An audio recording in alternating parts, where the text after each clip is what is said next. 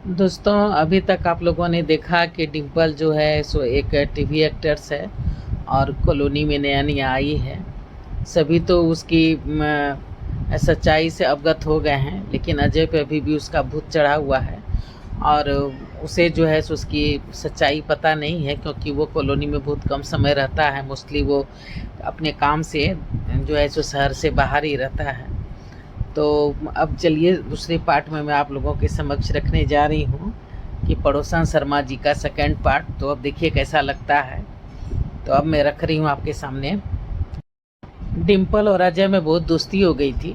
दोनों साथ ही साथ जॉगिंग करने लगे थे, आपस में मिलने लगे थे, घूमने फिरने लगे थे और उसको बाकी लोग भी देख रहे थे और देख के मुस्कुरा रहे थे।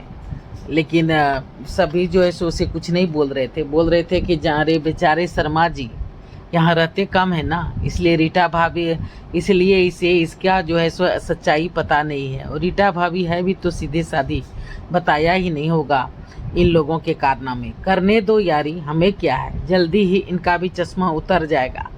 चलो चलते हैं, आज कॉलेज जल्दी जाना है, मीटिंग है। ठीक है प्रोफेसर साहब, मैं थोड़ी देर और आंखें सेक लेता हूँ दोनों को देखकर। मिश्रा जी और पांडे जी दोनों थे भी बहुत चुहलबाज। इन दोनों को दूसरे के टांग में, दूसरों के फटे में टांग अड़ाना बहुत ही अच्छा लगता था। दोनों हंसते मुस्कुराते अपने अपने घर की ओर बढ़ गए थे। एक दिन अजय ऑफिस के साइड से लौट रहा था, तभी सड़क पर भीड़ देख करके चौंक उठा। क्या हुआ ड्राइवर, शूटिंग चल रहा है सर? शूटिंग? हाँ। वो उत्सुकता बस बाहर निकला तो देखा डिम्पल का ही सेट लगा था। उसने हाथ मिलाया, डिम्पल भी उसे देख करके खुश हो गई। पेकअप के बाद दोनों इकट्ठे हो लिए। जब शूटिंग खत्म हो गई तो दोनों इकट्ठे हो लिए। डिम्पल ने बड़ी अदा से लहराते हुए अजय को पूछा, क्या मैं आपके साथ आपकी गाड़ी में चल सकती हूँ? हाँ, क्यों नहीं। गाड़ी में बैठते ही उसने कहा, शर्मा जी कस के भूख लगी है, अगर आप बुरा ना माने तो कुछ खा लें। हाँ हाँ, क्यों नहीं, रास्ते में कोई रेस्टोरेंट देखते हैं। दोनों एक रेस्टोरेंट में गए, छक के ढेरों खाना खाया। बेचारे शर्मा जी, लौटते वक्त पूरे परिवार का खाना भी मैडम ने पैक करवा लिया था। पूरे 10,000 के चपत लग गए थे। फिर भी खुशी खुशी घर आए। फ्लैट तक मैडम को छोड़ा, ड्राइवर को टिप दी। ऑफिस की गाड़ी थी, थोड़ा ज़्यादा देर रख लिया था, इसलिए उसे भी कुछ पार्सल उर्सल दिलवाए। तब कहीं जा करके वो अपने बेल बजाते ही रीटा दरवाजे पे आ गई थी। क्या हुआ, इतनी देर कर दी, खाना लगाऊं? नहीं, तुम खा लो, मैं खाना खा के आया हूँ, फ्रेश हो लेता हूँ। रीटा का दिमाग कौंधा, खा के आया हूँ, इसे तो बाहर खाना पसंद नहीं। जब तक यहाँ रहता है घर का ही खाता है। बाहर खाना तो इसकी मजबूरी है, पर लगता है अब इसे बाहर के खाने की ही आदत पड़ गई है। शायद मेरे ही हाथों में अब वो स्वाद नहीं रहा। रीटा जब तक खाना खा के बेड पर आई तो देखा अजय किसी से बातें कर रहा है। गुड नाइट का के फ़ोन रख दिया। कौन था? अरे अपनी। रीटा ने पूछा कि कौन है, किससे बात कर रहे थे? तो अजय जवाब देता है कि अरे डिम्पल जी, अपनी डिम्पल जी। फिर अजय ने सारे किस्से सुना दिए। रीटा का मुंह उतर गया। इसका मतलब कि अब डिम्पल रानी ने इसे शिकार बनाया है। इसी तरह से सबको फंसाती है, मुफ्त में खाती पीती है। इतनी कंजूस औरत मैंने आज तक नहीं देखी। क्या सोच रही हो? अजय पूछ रहा है कि क्या सोच रही हो? कुछ नहीं, रीटा ने सोचा कि ये पहली बार है, जाने देती हूँ, आइंदा ऐसा होगा तो बात करूँगी अजय से। दिन पे दिन बीतते रहे। अजय ने उस घटना के बाद रीटा से फिर डिम्पल की बातें नहीं की थी, पर लोग उसे देख के बुदबुदाने लगे थे। उसे लग रहा था कि दाल में जरूर कुछ काला है। पर अजय सप्ताह में मुश्किल से 3-4 दिन ही घर में टिकता था। अजय सप्ताह में 5-6 रोज तो बाहर ही रहता था, कभी 2 दिन तो कभी 3 दिन। मुश्किल से वो घर में टिकता था। इसलिए रीटा लड़ाई झगड़ा करके ये 2-3 दिन का भी मौका खोना नहीं चाहती थी। पर करे भी तो क्या करे, कुछ समझ में उसे नहीं आ रहा था। एक दिन अंजू की माँ सुनैना ने डरते डरते बातें छेड़ दी थी। बेटा। हाँ काकी। अजय बाबू के बारे में बहुत बातें हो रही है, थोड़ा कमान कसो। सुना है अपनी कंपनी के कामों का ऐड भी डिम्पल से करवाने वाले हैं, उसे काम दे रहे हैं क्या? हाँ, आजकल उसके साथ ही बाहर आ जा रहे हैं, हर जगह दिखाई दे रहे हैं, हर जगह लोग उन्हें देख रहे हैं एक साथ में। ये सब बकवास है काकी। रीटा चौंकी, ये सब बकवास है काकी, ये आप क्या बोल रही हैं? अजय ने तो कुछ भी नहीं बताया है। नहीं बेटा, सब सही है, तुम ऑफिस जाके पता करो। ठीक है, आप बच्चों को स्कूल से आ जाने के बाद देखना, मैं ऑफिस जाके आती हूँ। रीटा ने सोच लिया था कि वो ऑफिस जाएगी और क्या बात है नहीं बात है वो पूरा अच्छी तरह से पता करेगी। रीटा तैयार होकर के ऑफिस पहुंच गई थी। बहुत कुछ बदल गया था। पुराने दोस्त और स्टाफ उसे देख करके खुश हो गए थे। थोड़ी देर इधर उधर की बातें करने के बाद सबों ने खुद ही इस बात का खुलासा कर दिया था कि डिम्पल ने पूरे 1 साल का कॉन्ट्रैक्ट किया है। 8-10 आइटम की ऐड करने वाली है, पर नखरे मत पूछो मैडम के, डेट ही नहीं देती है। कंजूस इतनी है कि ना तो इसके पास मैनेजर है और ना ही कोई बॉयज। कभी फ़ोन उठाती है, कभी फ़ोन नहीं उठाती है। वो तो अजय साहब के कारण बॉस ने काम दे दिया, वरना इस तरह के टीवी एक्टर के नखरे बहुत देखे हैं हमने। 1-2 सीरियल क्या कर लेती है, खुद को स्टार समझने लगती है। अब रीटा को सच्चाई पता चल गई थी। बेचारी क्या बोलती क्या नहीं बोलती। उसने वहां से चुपचाप आने में ही अपनी भलाई समझी और ऑफिस से चुपचाप वापस तो आ गई थी, पर अपने जासूस हर जगह फिट कर रखे थे। सबों ने उसके ऑफिस आने की बातें अजय से छुपा ली थी। बराबर उसके दोस्त उसे फोन पर अजय और डिम्पल की बातें अब बताते रहते। रीटा खून का घूंट पीकर रह जाती। मन होता चीखे चिल्लाए, डिम्पल को खरी खोटी सुनाए, पर वो सोसाइटी में अपना तमाशा नहीं बनाना चाहती थी। उसके अंदर द्वंद्व युद्ध चलता रहता। गुमसुम रहती, पर ऊपर से बिल्कुल शांत रहने की भरसक कोशिश करती। ना ही बच्चों को ना ही अजय को, यहाँ तक कि घर में काम करने वाले मिलने जुलने वाले किसी को भी इसकी भनक नहीं थी कि वो कितना झेल रही है। चुपके चुपके रो भी लेती, पर अजय से बिल्कुल लड़ाई झगड़ा नहीं करती।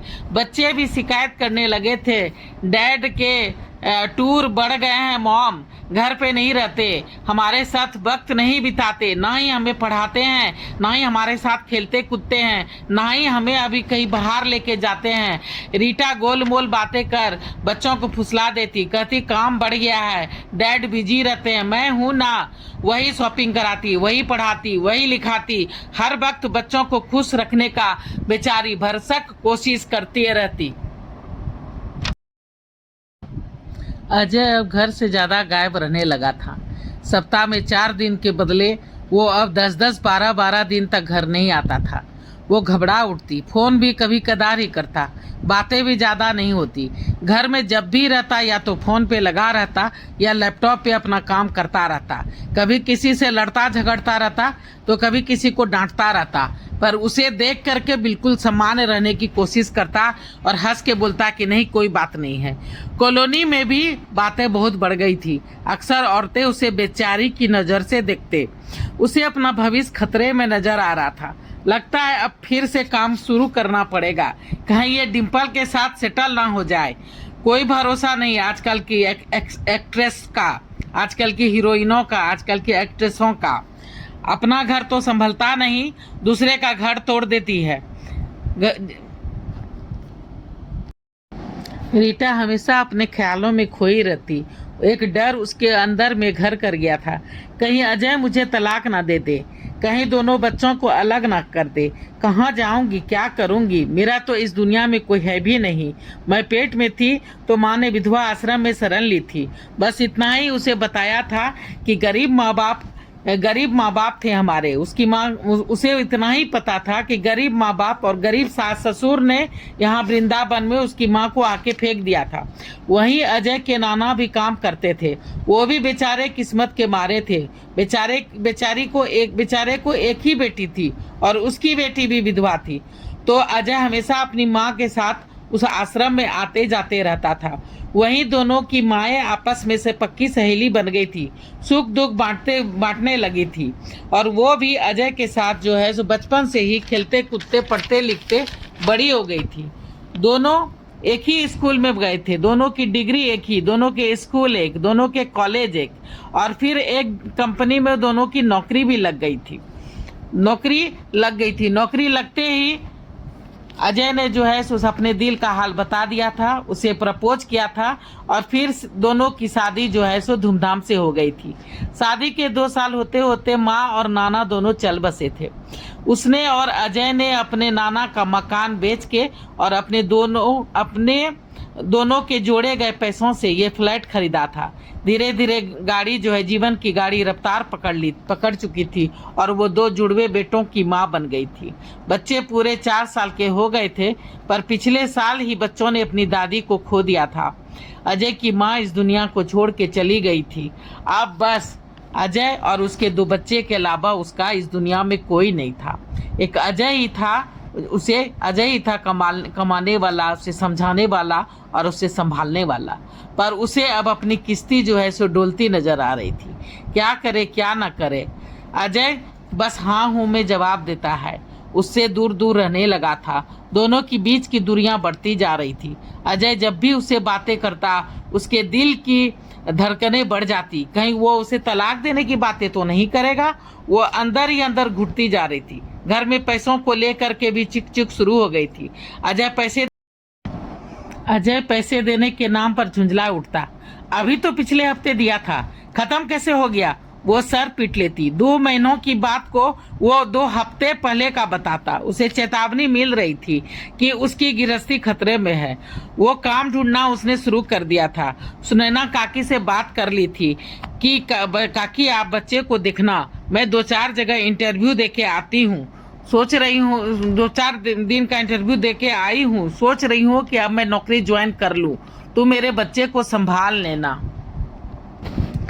रीटा ने अपने आप को बिल्कुल स्ट्रांग कर लिया था और वो भविष्य के लिए अपने आप को अंदर से तैयार कर लिया था। उसने सोच लिया था कि अब मैं नौकरी ज्वाइन कर ही लूँगी। आगे जो होगा जैसा होगा, अजय जो चाहेगा वैसा वो करेगा। मैं उसको किसी चीज़ के लिए अब नहीं रोकूंगी। एक दिन अजय अचानक दोपहर में घर वापस आ गया। वो घबरा गई। क्या हुआ? इस वक्त इतने गुस्से में क्यों हूँ? अरे ये औरत जीना हराम कर रखा है मेरा। मैंने क्या किया है? तुमने नहीं, इस डिम्पल रानी ने।